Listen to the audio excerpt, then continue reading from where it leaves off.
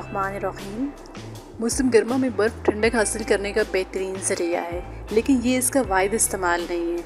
आप इसे ठंडक हासिल करने के साथ साथ अपने हुस्न को निखारने के लिए भी इस्तेमाल कर सकती हैं। बर्फ़ के एक टुकड़े को अपनी जिल्द पर लगाने से आप हैरत अंगेज़ नताइज हासिल कर सकते हैं, मगर ये एहतियात करें कि बर्फ़ को जिल्द पर बराह रास्त रखने की बजाय किसी साफ़ कपड़े में लपेट कर जिल्द पर रखें।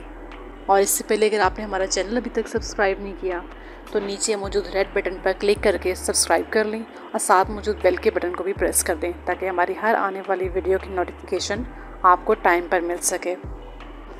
ब्यूटी एक्सपर्ट्स इस हवाले से बताते हैं कि बर्फ़ के टुकड़े को चेहरे पर लगाने से या जिल्द पर लगाने से जिल्द तरोताज़ा हो जाती है और इसकी चमक दमक में इजाफा हो जाता है। इसे चंद सेकंड के लिए जिल्द पर एक जगह रखें और फिर दूसरी जगह मुंतकिल कर दें। इससे न सिर्फ आपकी जिल्द की ताजगी और चमक में इजाफा होगा, बल्कि इससे निकलने वाले दानों से भी निजात मिल सकती है। अगर जिल्द पर सोजन, सोजिश या किसी वजह से दर्द महसूस हो रहा हो तो इसमें भी कमी हो जाएगी।